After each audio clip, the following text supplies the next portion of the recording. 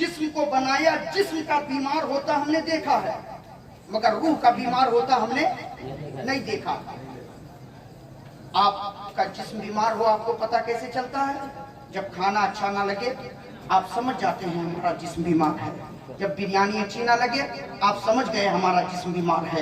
जब हमें मशरूबात अच्छे नहीं लगते हम समझ जाते हैं कि हमारा जिस्म बीमार है, हमें डॉक्टर के पास जाना चाहिए, हमें इलाज कराना चाहिए। लेकिन आप कहेंगे मौलाना आपने दावा किया है कि जिस तरीके से जिस्म बीमार होता है उसी तरीके से रूह भी बीमार होती है, मगर रूह बीमार हो तो हमें पता कैसे चलेगा? रूह बीमार हो तो हमें मालूम कैसे होगा? रूह बीमार हो तो उसका अंदाजा हमें कैसे लगेगा? मैंने कहा लोगों, जिस्म बीमार होता है तो पता तुम्हें कैसे चलता है? आप कहेंगे जब बिरयानी अच्छी नहीं लगती है तो समझ जाता हूँ जिस्म बीमार है, जब पानी अच्छा नहीं लगता है तो समझ जाता हूँ कि जिस्म बीमार है, जब खाना अच्छा नहीं लगता तो समझ जाता हूँ कि जिस्म बीमार है। मैंने कहा बस इसी तरीके से समझ लो कि जब खाना अच्छा ना लगे तो समझ लिया कि जिस्म बीमार है। ठीक इसी तरीके से जब नमाज पढ़ने में दिल ना लगे तो समझ लेना कि हमारी रूह बीमार है। जब रोजा रखने में दिल न लगे तो समझ लेना कि हमारी रूह बीमार है। जब इबादत करने में दिल न लगे तो समझ लेना कि हमारी रूह बीमार है। जब झूठ बोलना अच्छा लगे समझ लेना कि रूह बीमार है। जब माँ बाप का अदब करना अच्छा न लगे समझ लेना कि रूह बीमार है। जब बड़ों की इज्जत करना अच्छा न लगे समझ लेना कि रूह बीमार है। जब छोटों पर शफकत करना अच्छा न लगे तो समझ लेना कि रूह बीमार है। जब सदाकत अच्छी न लगे समझ लेना कि रूह बीमार है। जब अदालत अच्छी न लगे तो समझ लेना कि रूह बीमार है। जब सखावत अच्छी न लगे तो समझ लेना कि रूह बीमार है। जब शुजाअत अच्छी न लगे तो समझ लेना कि रूह बीमार है। आप कहोगे मौलाना जिस्म बीमार होता है तो उसका इलाज दवा से होता है, मगर जब रूह बीमार हो जाए तो उसका इलाज हम कैसे करेंगे? उसकी दवा हम कैसे करेंगे? उसका इलाज हम कहाँ तलाश करेंगे? बस एक जुमला में सुन लो कि जब जिस्म बीमार होता है तो उसका इलाज दवा से किया जाता है, और जब रूह बीमार होती है तो उसका इलाज जिक्र खुदा से किया जाता है। सुभान अल्लाह। नारे तकबीर, नारे रिसालत, तस्करे जिक्र इलाही, नारे तकबीर। सुभान अल्लाह। रूह बीमार हो तो उसका इलाज जिक्र खुदा से, न दौलत से, न दुनिया से, न घर आबाद करने से। तसल्ली दिल को होती है खुदा को याद करने से। तसल्ली दिल को होती है खुदा को याद करने से। खुदा को याद करने से। रूह, जिस्म के अंदर कितनी चीजें, कितनी चीजें? आप चाय पी रहे हैं, चाय भी पीजिए, मगर तवज्जो इधर दीजिए। हाँ, मुकम्मल सेहन चाय पर मत दीजिएगा, मत दीजिएगा, और खास करके इस दौर में, खास करके इस दौर में मत दीजिएगा। चाय वाले ने न जाने हिंदुस्तान में क्या क्या बेच दिया। अच्छा एक बात बताइए, आपने सोशल मीडिया में, किताबों में, यूट्यूब में, किसी भी तस्वीर में किसी ने भी मोदी को चाय बेचते हुए देखा है? देखा है किसी ने मोदी जी को चाय बेचते हुए? किसी ने नहीं देखा कि मोदी जी पहले चाय बेचते, लेकिन सबको यकीन है, सबको यकीन है कि ये चाय वाले हैं। चाय बेचते हुए किसी ने नहीं देखा, मगर सब उस पर यकीन कर रहे हैं, और यहाँ पूरा हिंदुस्तान बेच दिया है, मगर किसी को यकीन नहीं हो रहा। सोचिए, ज़हन को करीब कीजिए। रूह, जिस्म के अंदर कितनी चीजें? मैं कुछ समझाना चाहता हूँ। दो चीजें, एक जिस्म और एक है रूह। हाँ, रूह के अंदर भी दो चीजें, रूह के अंदर भी दो चीजें। वो क्या है? एक है रूह और एक है रूहानियत।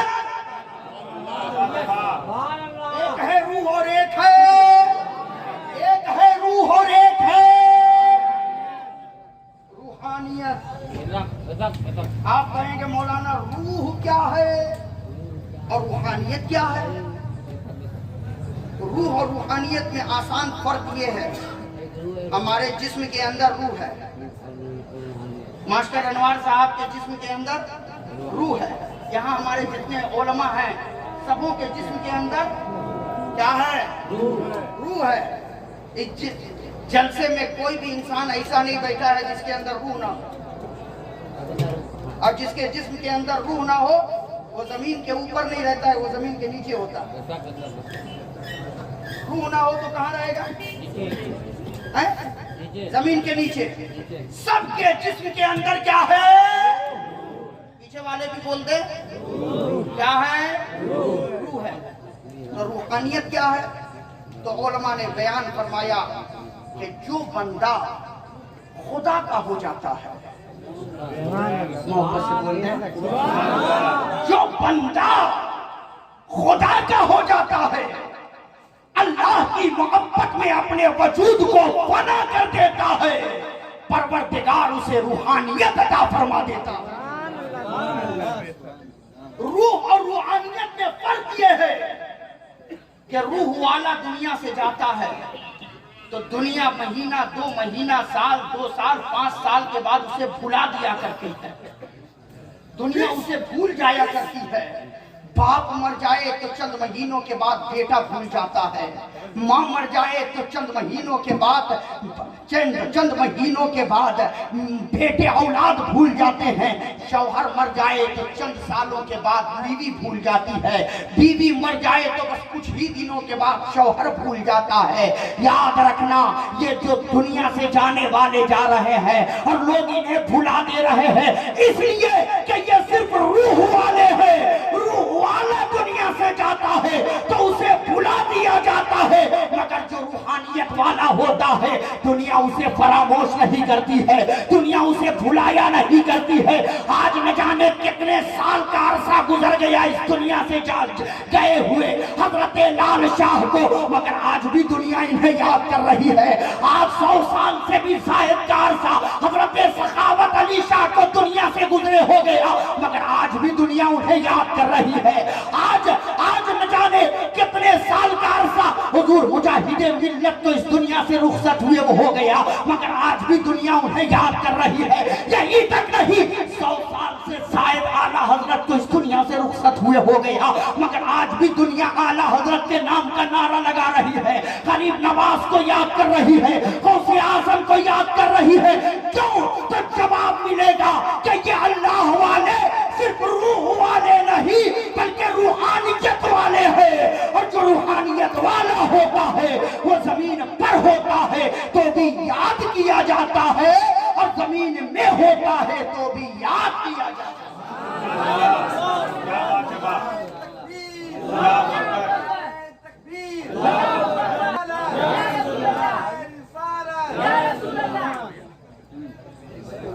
रूहानियत वालों को बुलाया नहीं जाता। अभी मुझसे पहले अपने अशार में हजरत शाहनवाज हसन ने हुजूर साबित किया कलियरी का एक शेर पढ़ा कि ये वो हैं जिन्होंने अपना जनाजा खुद पढ़ाया। जनाजा खुद पढ़ाया। कैसे पढ़ाया? क्यों? इसलिए कि ये रूहानियत वाले हैं, ये रूहानियत वाले हैं, इन्हें मिटाया नहीं जा सकता, इन्हें खत्म नहीं किया जा सकता। इसलिए अल्लाह वालों से दिल लगा के रखो। आज हजरत लाल शाह का उर्स मना रहे हो ना, कुछ लोगों को इतराज होता है कि आप लोग उर्स क्यों मनाते हैं जी? उर्स क्यों मनाते हैं? कुछ लोगों को इतराज होता है कि आप वलियों के दरबार में क्यों जाते हैं? कुछ लोग कहते हैं कि वली के पास जाकर के हाथ फैला करके आप लोग क्यों दुआ करते हैं? मैं उन्हें जवाब देना चाहूंगा, याद रखना, हम वलियों के दरबार में इसलिए जाते हैं कि वली की बारगाह वो बारगाह है जहां दुआ कबूल होती है। जहां दुआ, अगर दुआ कबूल ना हो तो वलियों के दरबार में जाकर दुआ करो। सैयदी सरकार आला हजरत ने अपनी किताब में लिखा, कई जगहों को आपने बयान फरमाया कि कहां कहां दुआएं कबूल होती है। वहीं पर आला हजरत ने यह भी लिखा है कि इस हिंदुस्तान की सरजमीन पर अगर दुआ की कबूलियत चाहते हो कि दुआ कबूल हो जाए तो कहीं और ना जाओ, हिंदुस्तान के शहंशाह के दरबार में चले जाओ, हिंदुस्तान के राजा के दरबार में चले जाओ, हिंदुस्तान के बादशाह के दरबार में चले जाओ। और वो राजा, वो शहंशाह, वो बादशाह कोई और नहीं बल्कि मेरा गरीब नवाब है, मेरा गरीब नवाब है, मोइनुद्दीन चिश्ती अजमेरी संजारी है। अरे आज बज़ाहिर हुकूमत की कुर्सी पर कोई भी बैठा है मगर हुकूमत मेरे ख्वाजा कर रहे हैं, हुकूमत मेरे ख्वाजा चला रहे हैं। याद रखना, कल इब्राहिम लोभी था तो भी हुकूमत मेरे ख्वाजा की थी, आज नरेंद्र मोदी है तो भी हुकूमत मेरे ख्वाजा की है।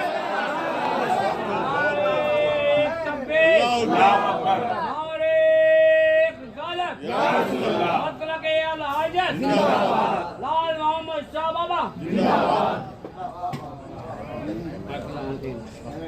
वलियों की बारगाह में दुआ बुलंद आवाज से बोलो। ये अपनी तरफ से नहीं कह रहा हूँ, अल्हम्दुलिल्लाह दलील भी दे सकता हूँ। दे दूं दलील दे दूं, संभाल पाएंगे?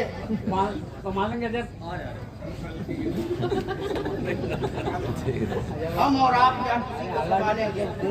दामन ऐसे को दे दिया है वो खुद हम लोगों को संभाल लेंगे।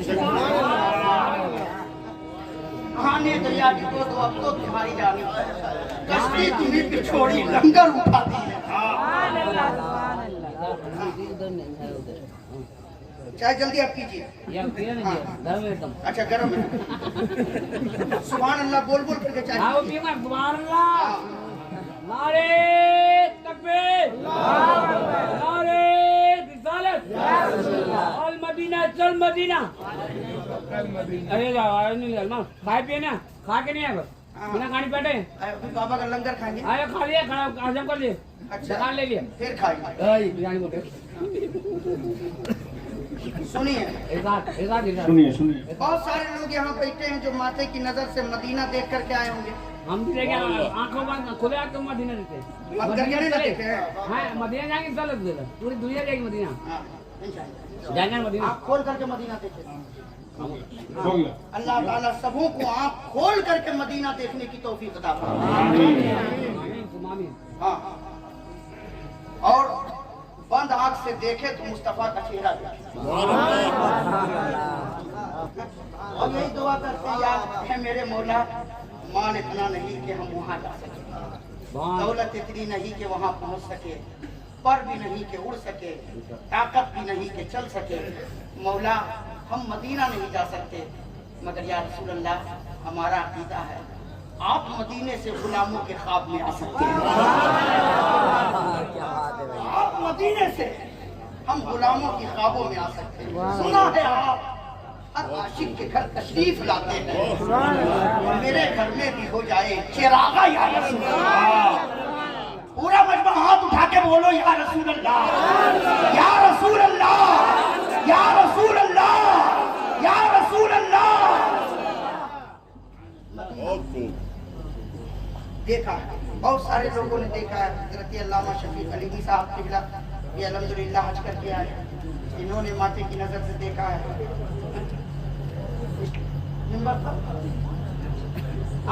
आप गए माशाअल्लाह। अल्लाह ताला हमारे तमाम उलमा को जल्द से जल्द सिर्फ उम्रा ही नहीं हज करने की भी तौफीक अता फरमाए। उम्रा भी और हज भी हो। सुनिए हजरत अल्लामा शफीक अली साहब किबला अल्हम्दुलिल्लाह हज करके लौटे हैं। हजरत कितने ऐसे भी होंगे जो इस साल हज करके आए होंगे। आप हजरत से पूछे कि हज करने के लिए गए। सुनिएगा मास्टर अनवर साहब, वरमा की तवज्जो, दुआ के तलबगार। सुनिए वलियों की बारगाह में कैसे दुआ कबूल हो, कैसे हज करने के लिए हजरत गए। हज के अरकान में जरूरी है, लाजिम है कि जहां हज के तमाम अरकान को अदा करना है वहीं पे मैदान अरफात में भी दाखिल होना है। मैदान अरफात नहीं गए, अरफात में वकूफ नहीं किया और तमाम अरकान अदा कर लिए, हज हुआ ही नहीं। हज हुआ नहीं। हज के लिए शर्त है, लाजिम है अरफात में जाना। और दुनिया के अंदर जितने भी मक्तबे फिक्र के लोग हैं, सबों का ये मानना है, हर मक्तबे फिक्र के लोगों का ये मानना है कि अरफात का मैदान वो मैदान है जहां जो भी दुआ की जाए वो दुआ रब की बारगाह में कबूल होती है। हर मक्तबे फिक्र के लोगों का मानना है कि अरफात के मैदान में दुआ कबूल होती है। अरफात के मैदान में दुआ कबूल, वजह क्या है, मामला क्या है? दुनिया के अंदर मैदान तो बहुत है, दुनिया के अंदर खाली जगह तो बहुत है। हिंदुस्तान में दिल्ली के अंदर बहुत बड़ा रामलीला मैदान है, वहां दुआ की कबूलियत क्यों नहीं होती? आपके राजकानपुर में भी बहुत सारे मैदान होंगे, वहां दुआ कबूल क्यों नहीं? लेकिन अरफात के मैदान ही में दुआ की कबूलियत क्यों?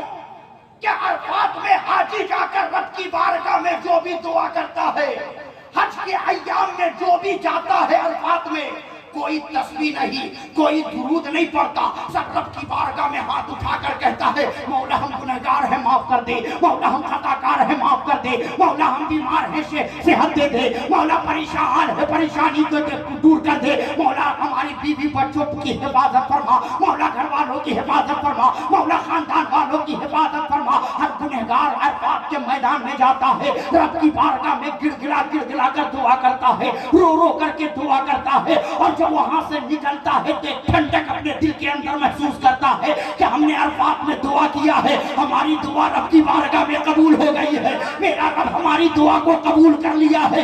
आखिर अरफात के मैदान में दुआ की कबूलियत क्यों? क्यों? मैदान है, लेकिन अरफात के मैदान में दुआ की कबूलियत? तो उलमा से पूछो, उलमा कहेंगे याद रखना अरफात का मैदान वो मैदान है जहां हम सबों के बाप, कौन है हम सबों के बाप? और हम सबों की माँ और दादी कौन? हजरत हव्वा। अरफात का मैदान वो मैदान है जहां हजरत आदम और हव्वा की मुलाकात हुई है। आदम और हव्वा की मुलाकात हुई है। अब दलील दे रहा हूं, सुनो। तो वहां दुआ कबूल होती है, तो वलियों के दरबार में भी दुआ कबूल होती है। कैसे? आदम नबी है, आदम नबी है, और हजरत हव्वा रजी अल्लाह ताला अन्हा नबी नहीं है। औरत को ये मकाम नहीं दिया गया, ये मर्तबा, ये शर्फ अल्लाह ने नहीं अता किया कि औरत नबिया हो या औरत को पैगंबरी रब ने दी हो। नहीं, औरत को मेरे रब ने वलिया बनाया है। औरत को रब ने, औरत वलिया हो सकती है। वलिया नहीं समझ रहे तो वली समझते हैं ना। मर्द को वली कहा जाता है और औरत को वलिया कहा जाता है। वलिया बनाया। हजरत हव्वा वलिया है और हजरत आदम नबी है। और अरफात का मैदान वो मैदान है जो नबी और वली की मुलाकात जहां हुई है, तब परवरदिगारे आलम ने उस जगह को ऐसा बरकत वाला बना दिया कि जहां नबी और वली की मुलाकात हुई है, उस जगह को रब ने दुआ की मकबूलियत की जगह बना दिया है कि दुआ कबूल कराना हो अरफात के मैदान में आ जाओ। अब पता चला कि जो जगह नबी और वली की मुलाकात की जगह हो, जब वहां दुआ कबूल हो सकती है, तो जहां वली सरापा लेटा हुआ हो वहाँ दुआ कबूल क्यों नहीं हो सकती है। इसलिए हमारा अकीदा है कि लाल शाह के दरबार में चले जाओ, यहाँ दुआ कबूल होती है। सखावत अली शाह के दरबार में जाकर दुआ मांगो, वहाँ दुआ कबूल होती है। आला हजरत के दरबार में चले जाओ, वहाँ दुआ कबूल होती है। गरीब नवाज के मजार पे चले जाओ, वहाँ दुआ कबूल होती है। क्यों? इसलिए कि ये वली है और वली के दरबार को रब ने दुआ की कबूलियत की जगह बना दिया। नारे तकबीर, नारे रिसालत, तस्करे मैदानी अराफात, नारे तकबीर।